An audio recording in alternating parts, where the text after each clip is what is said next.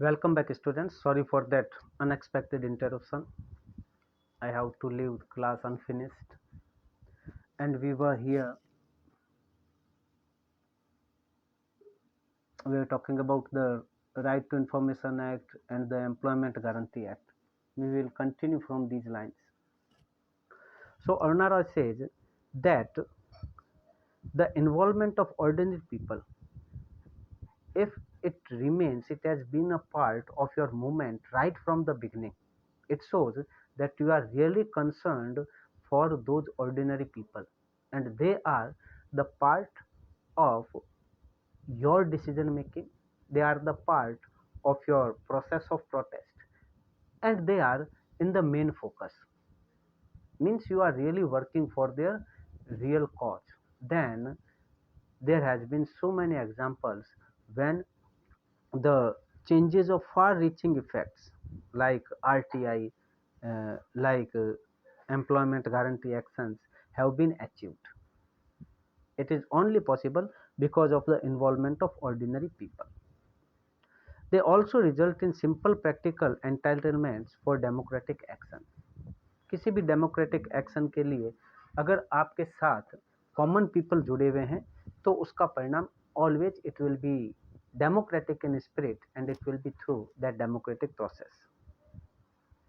I do not see empowerment in the disappearance of problems, but the strength and ability to deal with them.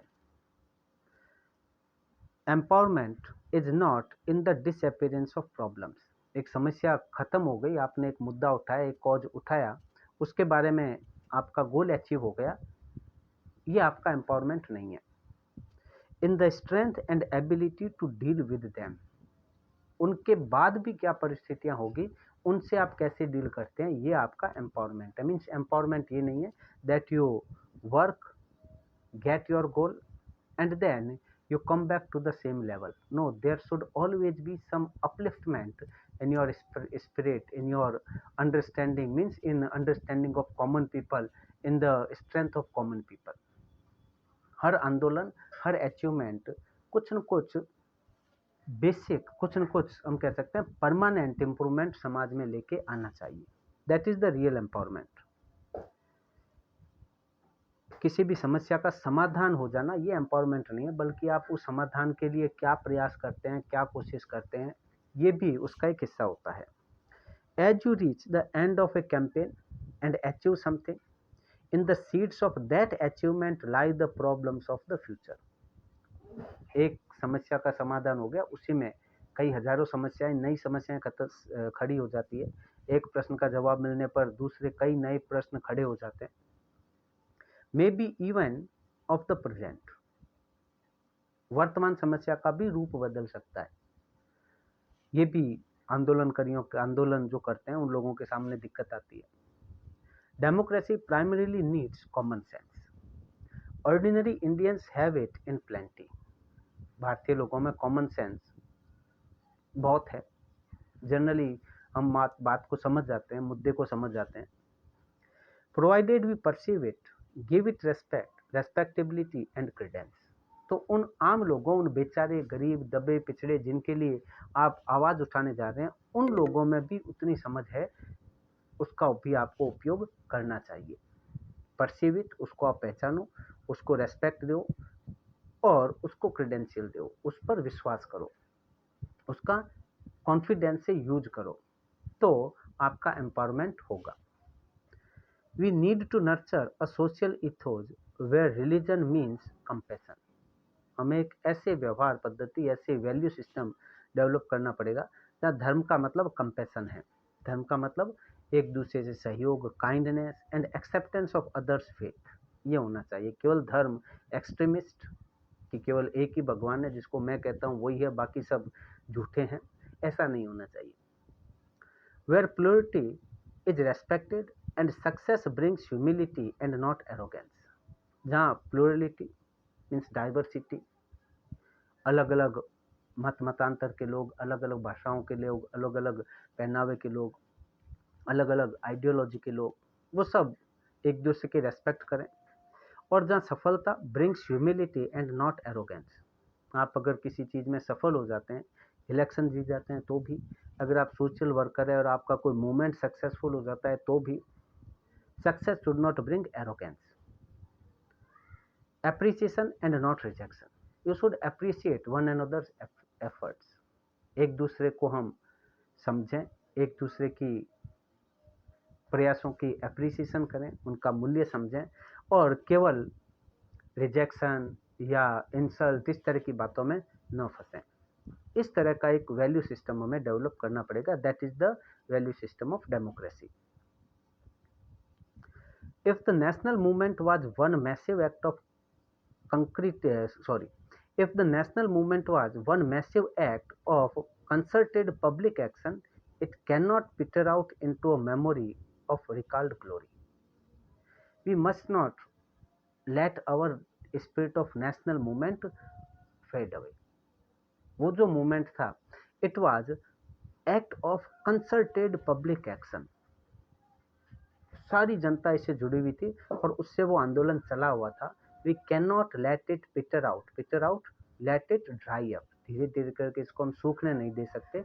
In to the memory of recalled glory, हमारी कोई पुरानी ऐसी achievement था, इतने बड़े हमारे नेता थे, उन्होंने ये किया, त्याग किया, वैसे जनता उनके साथ जुड़ी, it is a matter of history. केवल हम इसको इतना मैटर ऑफ हिस्ट्री बने नहीं रहना दे सकते, क्योंकि वो उस समय एक बहुत बड़ा जन आंदोलन हुआ था। What a million small and big efforts have shown in post-independence India is that this continues to exist. ये खत्म नहीं हुआ है, अभी भी आज़ादी के बाद भी कई ऐसे जन आंदोलन हुए हैं जिससे हमें ये पता चल रहा है कि अभी भी लोगों में वो भावना है। They understand the real meaning of being free, they demand their due freedom. Unfortunately it is no longer central to public political concern. बात यह है कि अब इनमें आम लोगों का उतना जुड़ाव नहीं है। जिस ग्रुप, जिस सेक्शन से रिलेटेड कोई प्रॉब्लम है, बस वही उस तरह का डेमोन्स्ट्रेशन, वही उस तरह का संघर्ष करता है। बाकी आम लोग उससे नहीं जुड़ पाते हैं, और गवर्नमेंट तो पॉलिटिकल पार्टीज तो उनसे उस तरह से जुड़ भी नहीं पाती। Politics has been narrowed to its most limited definition and allowed the justification for inaction.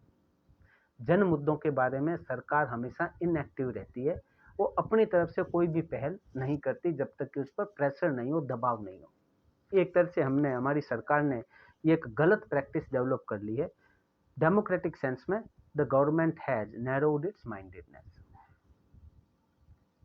In the democracy politics is everybody's business.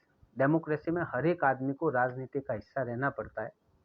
Our political lives only begin with the casting of the vote. और हम केवल अपना political life यही समझते हैं कि हमें vote देना है। The damning of politics and making it a bad word in our lexicon has given us the luxury of cynicism and inaction. हम राजनीति को गालियां निकालते हैं, और in our lexicon, in our dictionary, it has become just like an abuse. इसको हमने गाली बना दिया कि पॉलिटिक्स जो है वो भले लोगों के काम की नहीं है, पॉलिटिक्स बड़ी गंदी होती है, राजनीति बड़ी गंदी रहती है। एक्चुअल में इन बातों के पीछे हम अपनी इनएक्टिवनेस को छिपा रहे हैं। वरना हमें मूवमेंट का हिस्सा बनना पड़ेगा, हमें जनता के बारे में सोचना पड़ेगा, हमें चैलेंजेज क्रिएट करने पड़ेंगे, हमें स्ट्रगल करनी पड़ेगी। इन सब बातों से बचने के लिए हम बस एक बार वोट दे दिया और उसके बाद आम आदमी का राजनीति से क्या काम, ये तो भ्रष्टाचार होते हैं, इसमें तो गुंडे बदमाश आते हैं, इसमें ये होता है, वो होता है, बड़ी दलदल वाली स्थिति है। ऐसा कह करके हम राजनीति से घृणा करके, राजनीति से विद्वेष के एक वातावरण बना करके हम इसके पीछे अपने इन एक्शन को छुपा रहे हैं। Far too long we have only blamed others. दूसरों को हमने बहुत दोष दे दिया। We cannot rely on one leader ensconced in an artificial halo of electronic light. हम केवल एक नेता पर निर्भर नहीं रह सकते, हर आदमी को नेता होना पड़ेगा, कई नेता खड़े करने पड़ेंगे। हम अभी क्या करते हैं, वी लिव एनस्कॉन्स्ड, लिविंग कंफर्टेबली, बड़े आराम से सुरक्षित अपने घरों में दुबके पड़े हैं। आर्टिफिशियल हेलो, एक बड़ी आर्टिफिशियल लाइट जला लेते हैं टू ब्रिंग अबाउट चेंज, परिवर्तन के लिए। हम एक नेता में अपना पूरा विश्वास रख देते हैं और फिर तान करके घर में बड़े सुरक्षित गरम गरम सो जाते हैं, ये सोचते हुए कि चेंज आ जाएगा। Empowerment is the recognition of our collective political responsibility. अगर हमें एम्पावरमेंट चाहिए, अपने आप को एम्पावर्ड करना है, जनता को अगर शक्तिशाली बनना है, तो इसके लिए है कि we will have to accept our collective responsibility in politics also. हम सब इस पॉलिटिकल सिस्टम के हिस्से हैं। केवल एक बार वोट देने से हमारा काम नहीं हो जाता, उसके बाद भी हमें हिस्सा बनना पड़ता है। We need to use the power we have with intelligence and courage. हमें उस पावर का यूज करना है इंटेलिजेंस और करेज, साहस के साथ और बुद्धि के साथ हमें अपने इस डेमोक्रेटिक पावर का इस्तेमाल करना है, और हमें इस पॉलिटिकल सिस्टम का एक्टिव पार्ट बनना है। एक पैसिव पार्ट बन करके हम नहीं रह सकते। तो इस तरह से हम देखते हैं कि she says that democracy is not only the casting of vote or being always critical about the politics. This is not the democratic way. What is needed is real empowerment, and that is the realization of collective political responsibility. When the government is by people, of people, for people, then it is always the same case. हमें भी हमेशा इस government का हिस्सा रहना पड़ेगा, तभी ये उस डेमोक्रेटिक वैल्यू पर काम कर पाएगी। और इसमें हमसे वो उम्मीद ये कर रही है कि अभी भी समाज में कई ऐसे आवाज़ें हैं जिनको सुना नहीं जा रहा है। सबसे पहले हमें उन आवाज़ों को सुन के, उनका सपोर्ट करके, उनको मेन स्ट्रीम में लाना है। जो उनकी परेशानी है, जिस कारण उनको मार्जिनलाइज किया जा रहा है, उन कंडीशंस को हटाना है, लॉज एंड सिस्टम को, सोशल एनवायरनमेंट को, जो भी which are the necessary changes, we are all to be a part of bringing them into effect. Then we will be able to enjoy the real power of democracy. इसके questions: the danger, what is the most dangerous thing according to Aruna Roy? Political life में सबसे बड़ा danger क्या है? Lack of motivation, lack of protest, lack of skill, lack of funds. That is lack of protest. हम आवाज़ नहीं उठाते. What is required to listen to the marginalized voices? शोषितों की, वंचितों की आवाज़ सुनने के लिए क्या चाहिए? Confidence, political maturity, both of these, none of these. तो उसने कहा कि we require both confidence and political maturity, so both of these. According to Arna Roy, what is empowerment? Empowerment is that collective responsibility, acceptance of collective responsibility. So C is the best option. Then short answer questions you are to do. Where does Aruna Roy locate the beginning of the end of our freedom? जहाँ कहीं भी हम दूसरे के right को खत्म करते हैं, वो वाली line. What are considered the festering source of our body politic?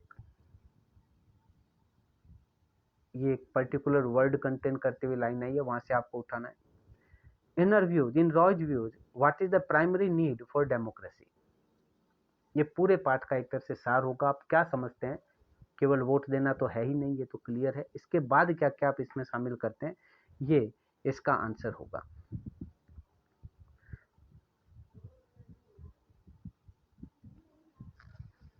तो ये हमारा ऐसे है, tune into the voice of deprived. We will take another essay in our next class. Till then, as usual, thank you, goodbye, and take care of yourself.